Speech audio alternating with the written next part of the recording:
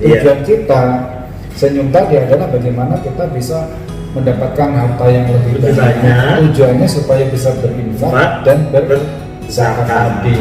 Jadi bukan kebalik ya. Bukan kebalik ya Pak ya. Bukan kebalik. Oke baik. Setelah banyak baru mikirin zakat. Jadi kita bagaimana dari kita sedikit. Jadi urutannya dari sedekah, infak ke zakat. Dibalik ya Pak ya. Bukan dari zakat, infak ke sedekah. Oke Pak. Ini ada pertanyaan lagi nih Pak ya. Pak, kalau zakat itu kan wajib Pak. Seandainya nih Pak, saya sudah punya harta satu nisab, saya tidak menzakatkan harta saya. Itu ketentuannya bagaimana Pak? Atau hukumnya bagaimana? Jadi ini kembali kepada pribadi masing-masing. Iya.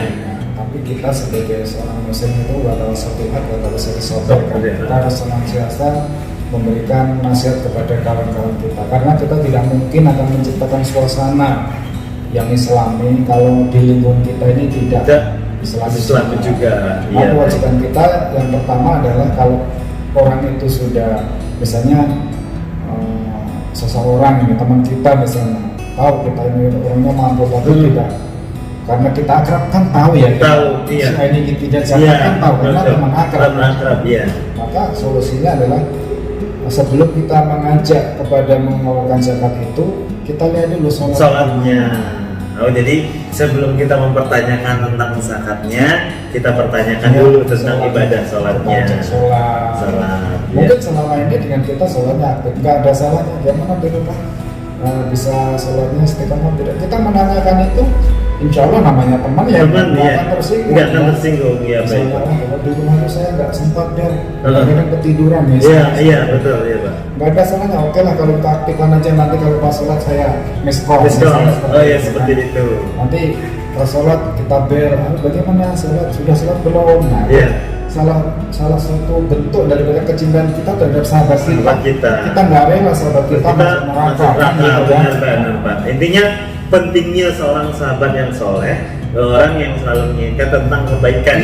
Contohnya tentang sholat, karena dengan sholat yang baik itu akan menjaga akidah yang lainnya, mungkin ke akhlaknya. Kenapa dari zakat larinya ke sholat Pak? Mungkin karena sholat yang benar akan menimbulkan akhlak yang baik ya Pak ya. Atau bagaimana ya Pak? Dalam Quran itu setiap sholat pasti ada katanya wa aqimus sholah wa atuz zakat. Jadi satu paket.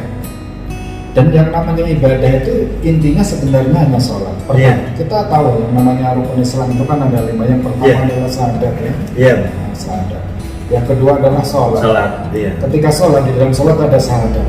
Kan? As-sholatu mi'ratul mu'min. Kemudian zakat.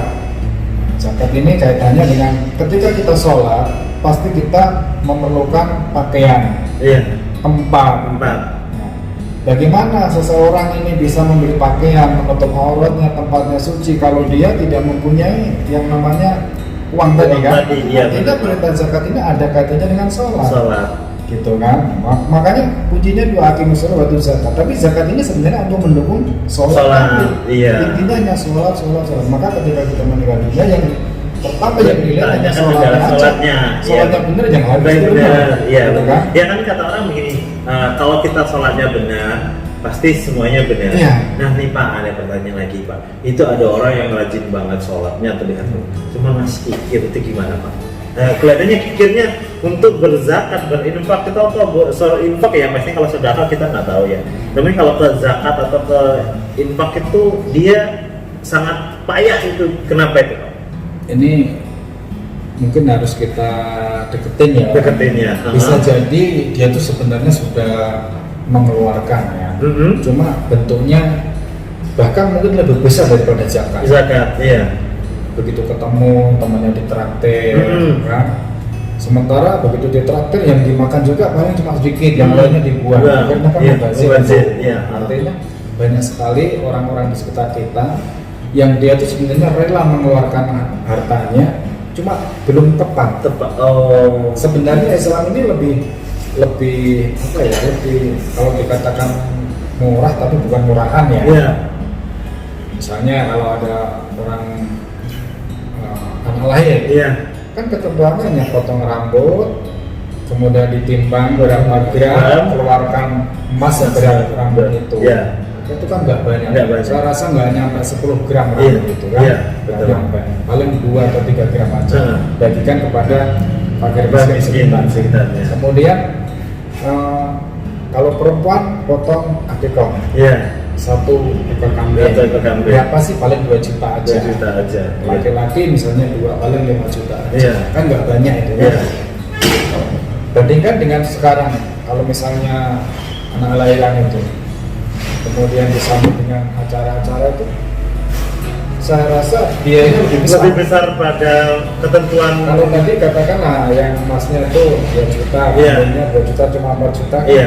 Tapi kalau kita undang itu orang-orang yang hajatan, Ya. yang berkelahiran itu tadi, biayanya bisa membengkak, bisa 10 sampai 15. Artinya Islam kan sebenarnya sederhana.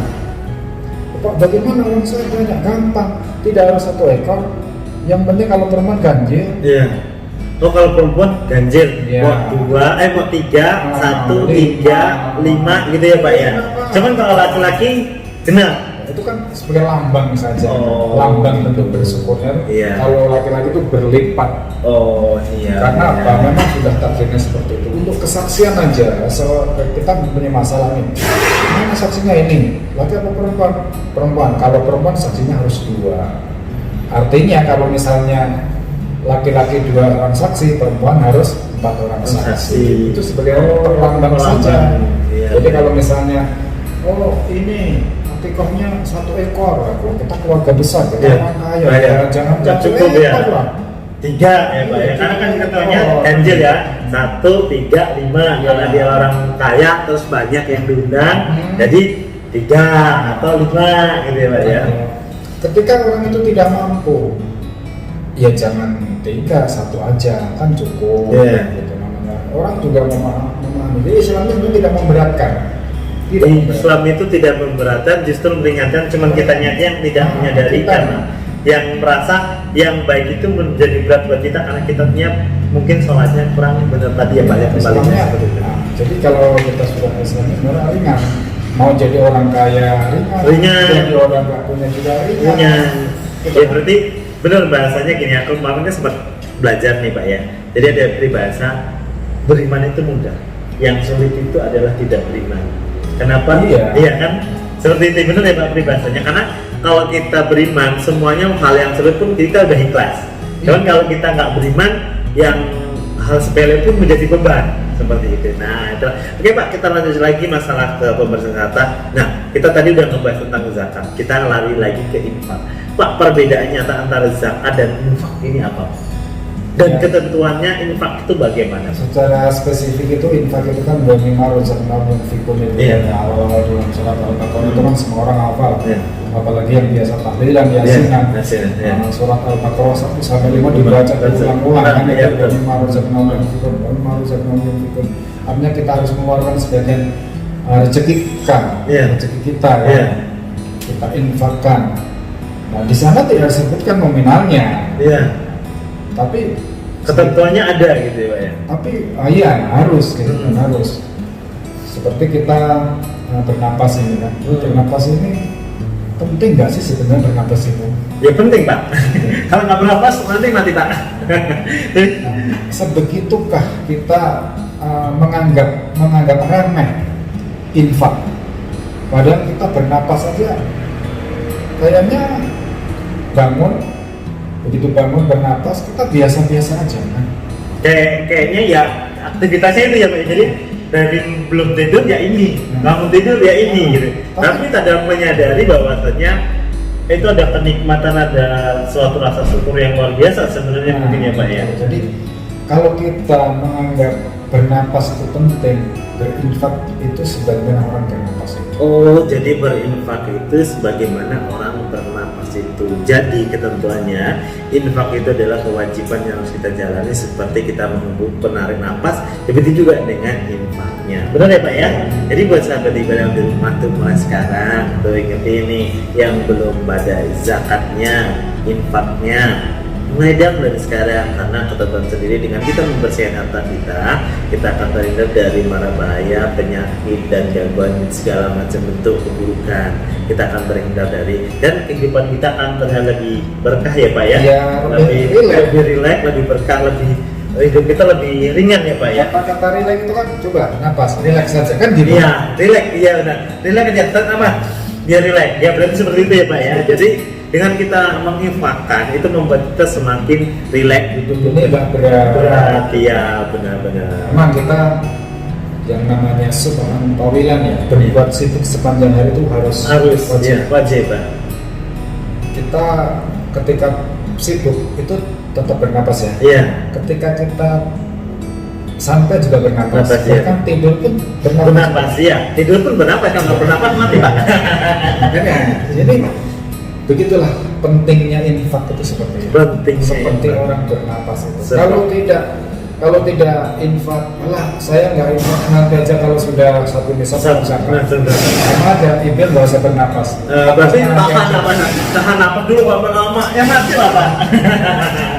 Oke Pak, untuk ketentuan zakatnya kayaknya sahabat Iqbal semua di rumah sudah mulai pada paham, mulai mengerti. Dan sedekah, kalau sedekah itu mewakili bukan hanya sekedar dari harta, tapi tindakan perbuatan itu sudah mewakili kata-kata sedekah ya Pak ya. Karena sedekah itu bukan berarti uang atau makanan yang kita berikan, tapi perbuatan yang baik itu adalah suatu sedekah. Ya Pak, ya benar ya.